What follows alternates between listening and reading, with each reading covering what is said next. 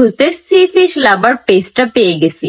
এইখানে হচ্ছে আমি অনেক রকমের কম্বো দেখছি, এই কম্বোটা আমার পছন্দ হয়ে গেছে। এখানে ছিল কাঁকড়া, স্কুইড, বেবি অক্টোপাস, 2টা বড় অক্টোপাস ছিল, তারপরে বেবি কর্ন ছিল।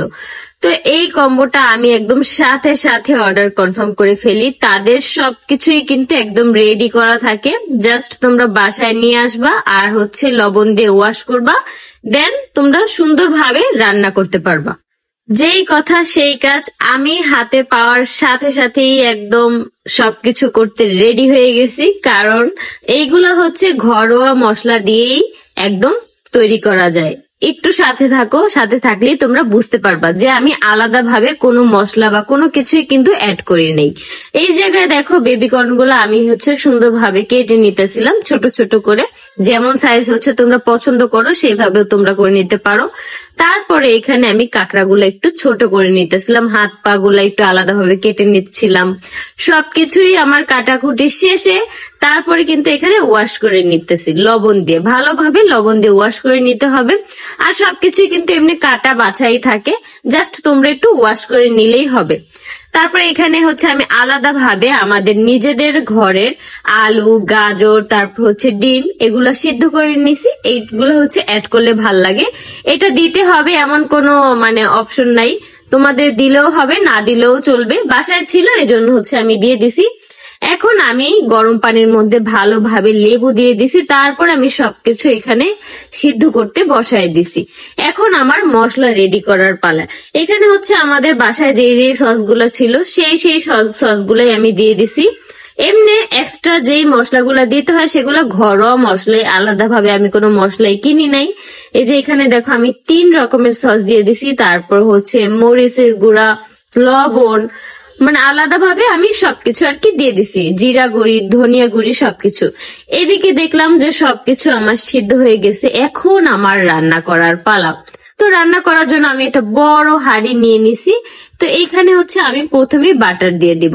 আমি যে এখানে বাটার অ্যাপ্লাই করছি তোমাদেরও দিতে হবে এমন কোনো কথা নাই, তোমরা চাইলে তেল দিয়েও কিন্তু করতে পারো। তো আমি বাটার সাথে খানিকটা তেলও দিয়ে দিছি।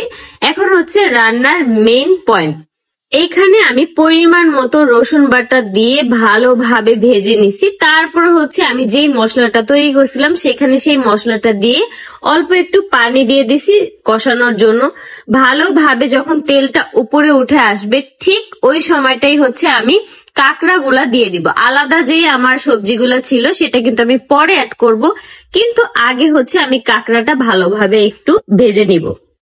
তো এখানে আমার সবকিছু ভাজাভাজি করার শেষ পর্যায়ে, মানে ভালো মতো কষানোর পরে এখানে আমি আমার সবজিগুলো অ্যাড করে দিব। আমি কিন্তু এখানে কোয়েল পাখির ডিম ব্যবহার করছি, তোমরা কিন্তু চাইলে মানে মুরগির ডিমও দিতে পারো। তো আমার কাছে মনে হয়েছে যে সবকিছু যেহেতু ছোট ছোট করে আমি কাট করবো, এই জন্য মানে কোয়েল পাখির ডিমটা দিলেই ভাল লাগবে। তো এই জন্য কিন্তু আমি কোয়েল পাখির ডিমটা দিয়ে দিছি। দেখো জাস্ট কতটা লোভনীয় হয়েছে। তোমরা অবশ্যই কিন্তু যারা যারা হচ্ছে ট্রাই করবো অবশ্যই সি ফিশ লাভার পেজ থেকে নিবা, কারণ তারা সবকিছু একদম রেডি করে দেয়, তোমরা জাস্ট নিবা আর হচ্ছে নিজেদের মতো করে রান্না করে খাবা। বাসায় একটু কষ্ট করে বানালে। আপনারা অনেকেই আছেন সি ফুড লাভার, যারা সি ফুড অনেক পছন্দ করেন তারা কিন্তু আখির দেখানো স্ক্রিনে দেওয়া এই নাম্বারে যোগাযোগ করলে কিন্তু আপনারা এই সি ফুড সহজেই পেয়ে যাবেন। এখানে কিন্তু সবকিছুই প্রসেস করা থাকে, আপনারা শুধু বাসায় এনে জাস্ট রান্না করে খেয়ে নেবেন, পছন্দ মতো রান্না করতে পারবেন। তাছাড়া আপনারা যদি অতিরিক্ত সবজিও ব্যবহার করতে চান সেটাও কিন্তু পারবেন। অনেকেই আছেন সি ফুড অনেক অনেক পছন্দ কিন্তু এইভাবে প্রসেস করা পান না দেখে খেতেও পারেন না, তারা কিন্তু এই পেজ থেকে যদি নেন তাহলে কিন্তু সবকিছু সুন্দরভাবে প্রসেস করা থাকবে, আপনারা জাস্ট আপনাদের মন মতো রান্না করে খেতে পারবেন। তো এটা কিন্তু খুবই ভালো হয় যেহেতু এটা প্রসেস করা থাকে সবকিছু। তো আপনারা যদি নিতে চান স্ক্রিনে দেখানো এই নাম্বারে যোগাযোগ করে কিন্তু নিতে পারেন। তো কেমন লাগলো এই ভিডিওটি কমেন্ট করে জানাবেন।